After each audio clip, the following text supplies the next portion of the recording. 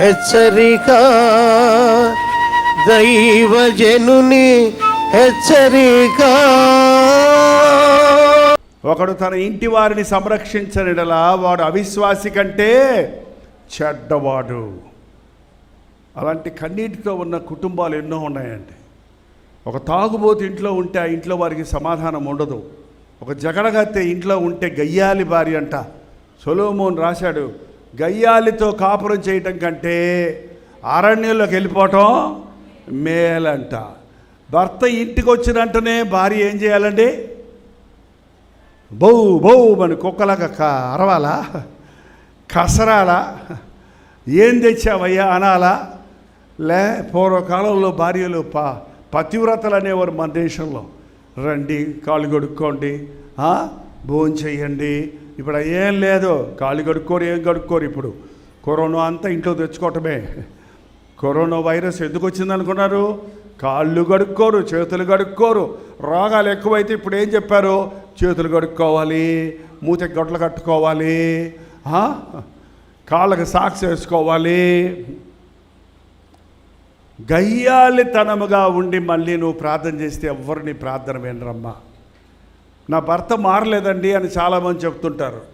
నేను అడుగుతాను, ఏయ్యా మీ భార్య చాలా బాగా ప్రార్థన చేసుకుంటారు కదా, చాలా చక్కగా దేవుని మందిరానికి వస్తారు, పాటలు పాడతారు, ఆమె ఎంత భక్తిగా ఉంటారు, నువ్వెందుకు రావు చర్చికి అని అడిగితే చలెవరకూడే నా భార్య భక్తి నేను నమ్మను అన్నాడు. అదేంటండి అట్లా అంటారు ఏంటండి? నిజమేనండి, ఎప్పుడు బైబిల్ చదువుతూనే ఉంటుంది, బైబిల్ పట్టుకునే ఉంటుంది, ఎప్పుడు చూసిన ముసుకేసుకునే ఉంటుంది, నేను చచ్చిపోవాలి పరుగులు ఎత్తడే ఉంటుంది. కానీ కోపం వచ్చిందంటే మాత్రం ఏం మాట్లాడద్దో ఏం చేస్తుందో ఆమెకే తెలియదండి. ఎన్ని కొండలు పగలగొట్టింది తెలుసా మీకు? ఎన్నిసార్లు నా మీద పడి గోర్లతో రక్కేసిందండి బాబు. ఆమె మళ్ళీ మీటింగ్లోకి వచ్చి కూర్చుంది. ఏమ్మా, మీ ఆయన మీటింగ్కి రాలేదంటున్నావే కానీ నీ సాక్ష్యం సరిలేదంట కదా ఇంట్లో, నీ కోపం ఎక్కువ అంట కదా. అవునండి అయ్యగారు, అండి నా కోపం కొంచెం ఎక్కువేనండి. కొంచెం అంట, ఎంత? కొంచెం ఎక్కువేనండి. అదేందో కోపం వచ్చినప్పుడు నేను ఏం చేస్తానని నాకు అర్థం. అమ్మ, పాపము నుంచి ఇడిపించిన దేవుడు కోపం నుండి ఇడిపించడా? ఏది నీలో అబద్ధాలు ఆడే బుద్ధో, కోప్పడే బుద్ధో, జగడమాడే బుద్ధో. మీటింగ్ అంటే నిద్ర వస్తుందండి కొంతమందికి. వాక్యం మొదలు పెట్టగానే వస్తుంది నిద్ర, ఉట్టప్పుడు రాదు. వాక్యం అయిపోయిన తర్వాత తెల్లారిదా కూర్చుంటారు. మళ్ళీ వాక్యం అనగా నిద్ర వస్తుందంటే అదొక సాతాను యొక్క పనిముట్టు నీ జీవితంలో ఉంది. ఏదన్నా నీ జీవితంలో బలహీనత ఉంటే దాన్ని విడిపించగలిగిన వాడెవరో? ప్రార్థన చేసుకోమని కోపం నుంచి విడిపిస్తారని పాస్టర్ గారు చెబితే ఆమె 3 రోజులు ఉపవాసం ఉండి, ప్రభా ఈ కోపం నుండి నన్ను తీసేయ, నా కోపం వల్లే నా భర్త మారటం లేదు, నా కుటుంబంలో సమాధానం పోతుంది అని కన్నీటితో ప్రార్థన చేసుకుందట. ఒకరోజు ఆయన భర్త ఇంట్లోకి వచ్చాడు, ఏదో ఊరెళ్ళి వచ్చాడట. ఆమెకి ఇష్టమైన ఒక గాజు ఫ్లవర్ వాజ్ అంటారు చూడండి, పువ్వులు పెడతారు కదా, ఆ టేబుల్ మీద ఎక్కడి నుంచో కొనుక్కొచ్చుకొని పెట్టుకుందంట ఆమె. ఈయన అడావిడిలో సంచి టనేటప్పటికి అది చెయ్యి తగిలి కింద పడి పళ్ళును పగిలిపోయింది. ఇంకా ఈయనకి పై ప్రాణం పైనే పోయింది. ఆమె ఎక్కడ లేని ఎక్కడి నుంచో కొనుక్కొచ్చుకొని రోజు తుడుచుకొని పెట్టుకుంటుంది. ఆమెకి ఎంత ఇష్టమైంది పగిలిపోయింది. వాళ్ళ నన్ను రక్కుద్దో, తిట్టుద్దో, ఇంట్లో నుంచి తోసేస్తుందో, ఏమేస్తుందో, ఏం చేస్తుందో బాబోరా అని భయపడిపోయి నిలబడి ఉంటే ఆ 3 రోజులు ప్రార్థన చేసుకున్న తర్వాత కదా ఆమె కోపం ఏమైపోయింది. ఆమె వచ్చిందంట.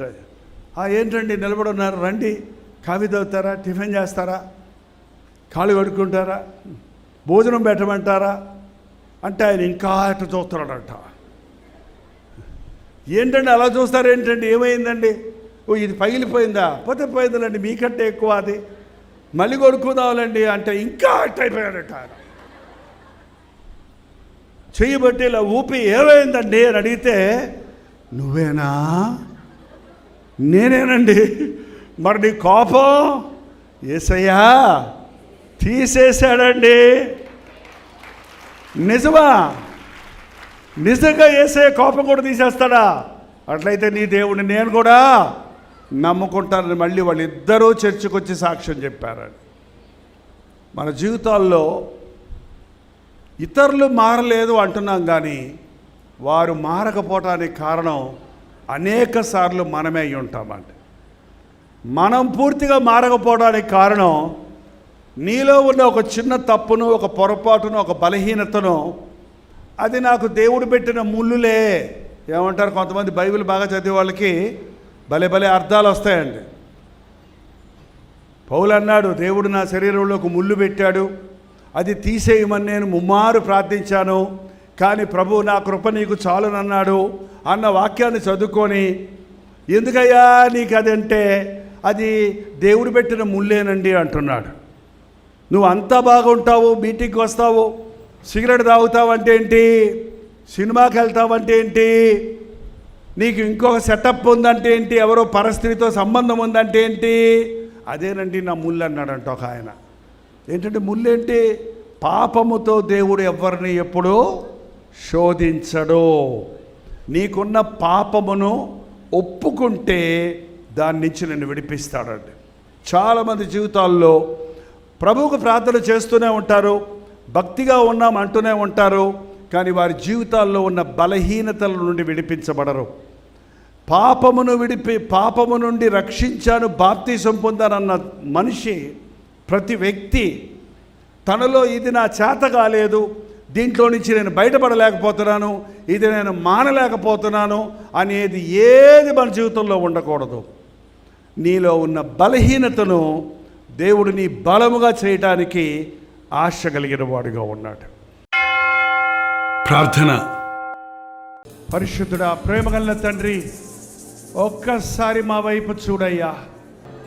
ఇదిగో నీ కార్యం ఎప్పుడు జరగాలయ్యా. ఇదిగో నేను ఒక నూతన కార్యము చేయించున్నాను, ఇప్పుడే అది జరుగునన్నమాట.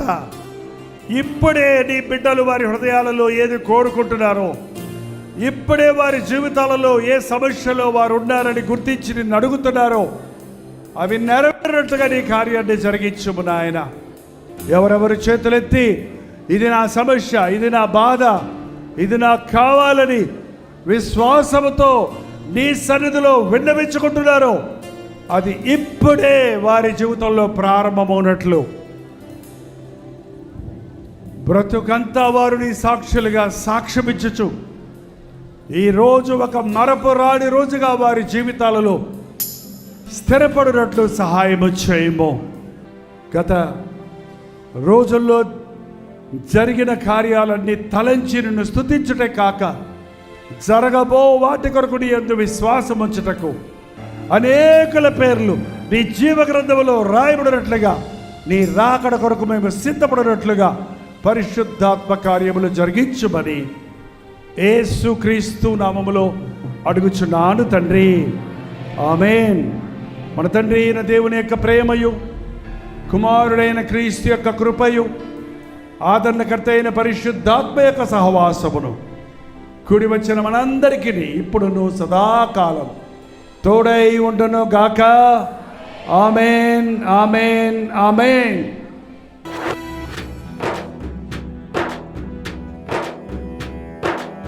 నిక్కమురా లోకం చెడ్డదిరా,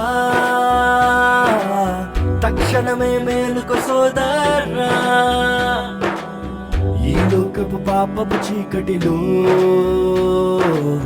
నీలోనే వెలుగును చూపుమురా. నిక్కమురా లోకం చెడ్డదిరా, తక్షణమే మేలుకు సోదరా. ఈ లోకపు పాపపు చీకటిలో